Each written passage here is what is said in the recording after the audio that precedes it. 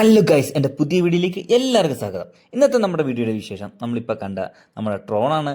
അങ്ങനെ ഞാൻ ശരൺ ചേട്ടായി, ശിവൻ ചേട്ടായി, ആശ്രയിച്ച് നമ്മുടെ എല്ലാമായ കുഞ്ഞാവയും നമ്മുടെ കൂടെ ഉണ്ട്. അപ്പം നമ്മൾ ഡ്രോണിൻ്റെ വീഡിയോയിലേക്ക് കിടക്കാം. അങ്ങനെ നമ്മൾ ഡ്രോൺ മേടിച്ചത് അബൈലുള്ള സിറ്റി ഫ്ലവർ എന്ന് പറഞ്ഞൊരു കടയിൽ നിന്നാണ്. അപ്പോൾ ഡ്രോൺ നമ്മൾ വെളിയിലെടുത്തു. അതിൻ്റെ ബാറ്ററി കാര്യങ്ങളെല്ലാം നമ്മൾ സെറ്റ് ചെയ്യണം. ബാറ്ററി ഇട്ടു. പിന്നെ അതിൻ്റെ താഴെ 2 സ്റ്റാൻഡ് വരുന്നുണ്ട്. ആ സ്റ്റാൻഡ് പിടിപ്പിക്കുകയാണ്. അങ്ങനെ സ്റ്റാൻഡൊക്കെ പിടിപ്പിച്ച് ഞങ്ങൾ ഓണാക്കി അടിപൊളി ലൈറ്റൊക്കെ കത്തി. രാത്രിയിലാണ് ഞങ്ങൾ പറത്തുന്നത്. അങ്ങനെ അതിൻ്റെ റിമോട്ടുമായിട്ട് നമ്മൾ കണക്ട് ചെയ്തു.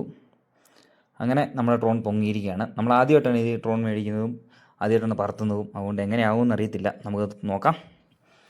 അങ്ങനെ ഞങ്ങൾ ഡ്രോൺ പൊക്കി. ഞങ്ങൾ ഉദ്ദേശിച്ചാലും ഒത്തിരി ഹൈറ്റിൽ ഇത് പൊങ്ങി. അങ്ങനെ ഒരു 10-20 അടിക്ക് മേളിൽ തന്നെ പൊങ്ങിയിട്ടുണ്ട് ഇത്. നല്ല രസമായിരുന്നു കാണാൻ. കാരണം വെച്ചാൽ രാത്രിയിലും കൂടെ പൊക്കിയ ലൈറ്റും കാര്യങ്ങളും എല്ലാം ആയിട്ട് വളരെ മനോഹരമായിട്ടുണ്ടായിരുന്നു ഇത് കാണാൻ. അങ്ങനെ ഞങ്ങൾ ഡ്രോൺ ഇങ്ങനെ പറത്തിക്കൊണ്ടിരിക്കുകയാണ് ഗൈസ്. എങ്ങനെയുണ്ട് നമ്മുടെ ഡ്രോൺ?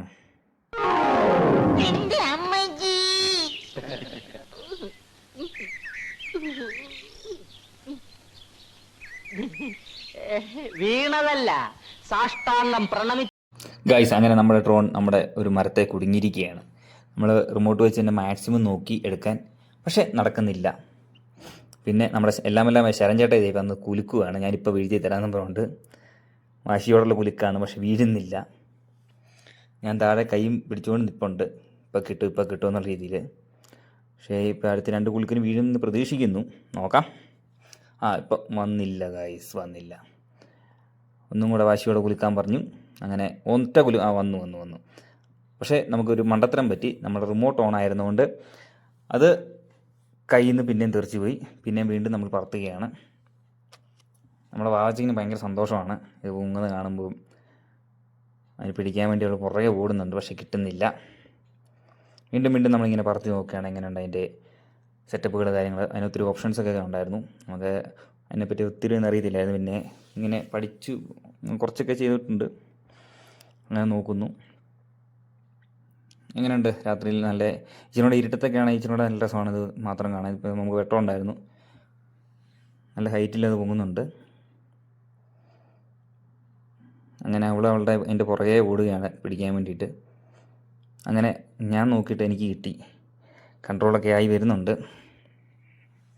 അങ്ങനെ ഇരുന്നപ്പോൾ നമ്മുടെ ആശി ചേച്ചിക്ക് ഇതൊന്ന് പറത്തി വിട്ടാൽ കൊള്ളാമെന്ന്. അങ്ങനെ അതേ ഒന്നും നോക്കിയില്ല, ആശിജിയുടെ കയ്യിലേക്ക് കൊടുത്തു. പറത്തി വിട്ടോളാൻ പറഞ്ഞു. ആശിജി ഒരു പ്രാവിനെ പറത്തി വിടുന്നു ഓരോ പറത്തി വിടുന്നു. അങ്ങനെ ആശിജി പറത്തുകയാണ്.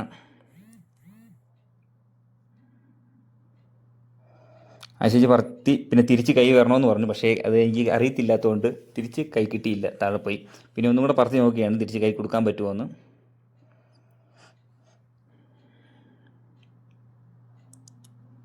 പിന്നെ താഴെ പോയി.